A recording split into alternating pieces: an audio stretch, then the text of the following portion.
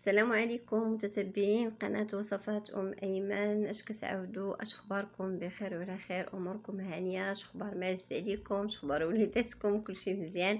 كنتمنى تكونوا بخير وعلى خير.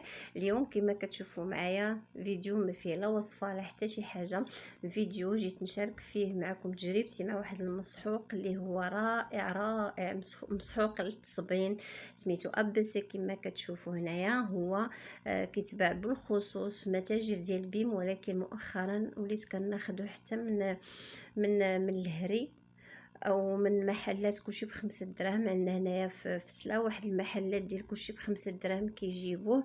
علاش ولاو كيجيبوه؟ حيت كثر الطلب على هذا المنتوج هذا، وانا لقيت بزاف ديال الناس كيهضروا عليه في مواقع التواصل الاجتماعي بحال فيسبوك، وقلت علاش ما نشاركش معكم تجربتي. حيت انا دابا هذه تقريبا 3 سنين وانا كنستعملو. كنت كنشري ديال 9 كيلو، هنايا عندي ديال 3 كيلو، يعني اقتصادي وبثمن جد مناسب، والنتيجه يا سلام. عرفتو كيخرج الحوايج والريحه كتبقى زوينه. هنا كناخذ هذا ديال الخزامه كما كتشوفوا معايا. مهم انا اول مره غادي نشريه كنت كنمشي للبيم كنجيب واحد البرودوي ديال البوطه. يعني راني شاركته معكم عندي في القناه. كنغسل به البوطه كيخرجها كتشعل وصافي. ومره اخرى مشيت كنلقى هذا التيد هذا ديال الماكينه اوتوماتيك تا هو سميتو ابيسي، وعرفت ان المنتوجات اللي سميتها ابيسي وخصوصا ديال بيم يعني عندها واحد النتيجه رائعه. صافي خديته. من قلت لكم انا 3 سنين هادي وانا كنستعملو. روعه روعه وكيخرج الحوايج كيشعلوا. حيت انا ديجا استعملت تيد، استعملت اوموماتيك، استعملت اريال كيكشفوا لي الحوايج، ولكن هنايا كنضيف معاه واحد الاضافه باش نحافظ يعني على التيد وباش يبقى لي مده طويله مادام وليت كنشري غير ديال 3 كيلو. هنايا كنحك معاه الصابونه ديال الحجره، يعني هي الصابونه العاديه دوك الطروفه اللي كيديروه معقل. شريتو بدرهم، يمكن هذا الطرف هذا بدرهم، ماشي داك اللي كنستعملوه للوجه. هذا كيكون غالبا الصابون. المهم كناخذوه من عند هذاك اللي كيبيع مواد التنظيف. كناخذ طروفه بزاف ملي كنبغي كنحيت انا هاد الخنشه ديال التيت كنقسمها هكا في واحد البواطه. صافي كناخذ واحد الكميه وكنزيد عليها صابون الحجره. ها نتوما خديت واحد الكميه تقريبا واحد 2 زلايف تقريبا، 2 زلايف وشي حاجه، تقريبا 3 ديال الزلايف. غنحك مع هاد صابون الحجره. ما كنقول لكمش خذوا صابون ديال الحجره اللي هو غالي، يعني داك اللي كنغسلوا به وجهنا، ولا هذا راه كيكون عند بائع مواد التنظيف. كناخذوا بدرهم من الطرف. ها هو كما كتشوفوا معايا. صافي كنحكوا في هذه الكميه هذه ديال التيت باش الحوايج كيخرجوا نقيين. وكما عرفتوا ان صابون الحجره حتى هو كيخلي الحوايج رطبين. واخا انا علاش انا استعملت صابون الحجره؟ غير من باب الاقتصاد وباش يدي لي التيد نيت واحد المده اللي هي طويله، وفعلا كيدي لي مده طويله. كنت كناخذ ديال 9 كيلو ب 8 ب 90 درهم، ب 90 درهم يعني 1800 ريال. كنت كناخذ ديال 9 الكيلو ب 80 درهم، ب 90 درهم يا ربي، ب 90 درهم. دابا هذا كناخذو ب 40 درهم، فيه 3 كيلو كناخذو ب 40 درهم. مابقيتش كناخذ الخنشه الكبيره، ولكن كيدي لي بهذه الطريقه اللي غتشوفوا معايا. كنحك فيها كنحك فيه يعني صابون الطرف غير في الكميه يعني اللي غنستعمل. قلت لكم تقدروا ديروا حتى 4 ديال الزلايف، يعني تقدروا ديروا كميه كبيره ديال التيت وتحكوا معها صابون ديال الحجره هكا.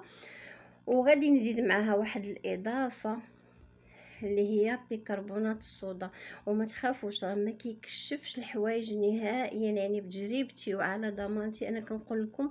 المده ديال 3 سنين هذه وانا كنستعملو. كنخلط هكا مع التيد وكندير في واحد الطاسه، وكنبقى ناخذ القدر اللي كنستعملو هكا في الماكينه. غير هو ما تكونش الماكينه تاني معمره هكا بالحوايج، راه ما كيخرجوش الحوايج نهائيا. يعني بقينا حتى عمرنا الماكينه بزاف بالحوايج، واخا نديرو الكميه اللي درنا ديال التيد راه ما غاديش يخرجوا لينا الحوايج. يعني كيخص تبقى المساحه فين كيدوروا الحوايج وكيتفرقوا مع بعضياتهم. فهمتوني شنو بغيت نقصد؟ المهم انا بغيت نشارك معكم تجربتي من باب الاقتصاد، وعلاش لا ما نفيدوش بعضياتنا، وخصوصا يعني في هذا الوقت هذا. يعني الانسان راه تقهر. الله يحسن العون للجميع، ونوفروا من حاجه لحاجه. والله يعاون الجميع والله يعيننا يا ربي ويرزقنا من حيث لا نحتسب. صافي كنكون هنايا كملت ديك الصابونه ديالي بالحكان. انا حكيتها في هاد الحكاكه اللي العيون ديالها كبار كما كتشوفوا. صافي وكنخلط. غادي نضيف لها هنايا، غادي نضيف لها بيكربونات الصودا. انا هنا بيكربونات الصودا كانت عندي في الباكيه، المهم راه كنشريها انا كلشي ب5 دراهم، باكيه كبيره فيها بزاف ديال الساشيات، اولا كتشريوها من الفرماسيين. انا كنشريها من كلشي ب5 دراهم. كنت خويتها هكا في واحد الطويصه، وبقات لي غير واحد شويه هي فاش ضفتها هنايا. انا كنستعمل من دوك الباكيه ساشي، ولكن هنا كنت خويتها في الطاسه. هادشي اللي بقى ليا تقريبا شي معلقه كبيره وشي شويه. هذه البيكربونات الصودا حتى هي كتقضي لنا على الطبايع وكتخرج الحوايج، وما تخافوش راه ما كتكشفش الحوايج. واللي كيبغي يصبن مثلا الحوايج البيض بوحدهم يستعملها، ويستعمل جافيل. الا كنتو كتستعملوا جافيل في الماكينه الاوتوماتيك، انا ما كنستعملش جافيل في الماكينه اوتوماتيك. كان المعلم اول مره باش شريتها قال لي ما تستعمليش فيها جافيل باش ما تخسرش ليك، ما كنستعملش فيها جافيل، او نستعملوا جافيل ديال الحوايج الملونين. ولكن كما كنقولوا حنا كنقلبوا على الحاجه اللي رخيصه وعلى الاقتصاد وتكون النتيجه فعاله. انا ما كنستعملوش.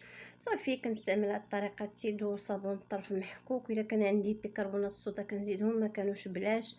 ما كانش عندي حتى صابون الطرف كنستعمل غير هاد المنتوج ديال اب سي، يعني راه كيخرج الحوايج. انا جربت اوموماتيك، جربت اريال، جربت تيد، ما غاليين بزاف. وسيرتو يعني اريال راه غالي لا اله الا الله، ولكن كيكشف الحوايج. انا ضيع لي بزاف ديال الحوايج. هذه بالنسبه للفكره الاولى، او من باب الاقتصاد، يعني فكره اولى من باب الاقتصاد. غندوزو للفكره الثانيه. بالنسبه هنايا اللي بغى يدير غير التيد في البلاصه ديال التيد ويدير صابون الطرف. مهم انا عندي هنايا هاد صابون الطرف هذا راني كنت ديجا مستعملاه، راه دايره في الماكينه مصبنه به. غنديرو في هاد الساشي هذا، الساشي ديال الخضره كما قلت لكم كنديروها في هذا الساشي هذا. انا هنا هذا الصابون هذا راني كنت ديجا صبنت به واحد الصبينه اللي عندها لي باموس، يعني مفارده لي باموس هكا وحده ولا. انا ما كانش عندي لي باموس يعني هكا مفارده. كندير في هذا الساشي اللي هو عملي وكيصلح بزاف ديال الحوايج. كنديرها هنايا وكنجمع بحال الشكل ديال الكموسه، وكنديرها وسط الحوايج وكنخليها هكا تصبن. اللي بغى يدير التيد في بلاصه ديال التيد يديرها وبلا ما يحك صابون الطرف ويدير هذه وسط الحوايج. اللي ما بغاش يدير التيد نهائيا يدير غير صابون الطرف. يعني كتجي واحد الوقيته الانسان ساعات ولله ما كتكونش عنده الامكانيات لا التيد ولا ساعات ولله شي اوقات لا اله الا الله. يعني حتى هذه فكره دير هذه الكموسه هكا صابون الطرف وتخشيها وسط الحوايج يعني وسط الصبين. راه شحال هذه الناس كانوا كيصبروها بصابون الطرف، يعني كيخرج الحوايج وكيخلي اليدين كيرطبين وكيشعلوا. يا لا صابون الطرف، صابون الحجره، صابون الكفر، عنده بزاف ديال السميات. وكنتمنى نكون فدتكم بهذه الفكره، بهاد جوج افكار اللي قدمت لكم اليوم. وإلا عجبكم فيديو اليوم ما تنسونيش من اللايك، وما تنسونيش من البارطاج ومن التعاليق الزوينه ديالكم. والى اللقاء في فيديو مقبل ان شاء الله.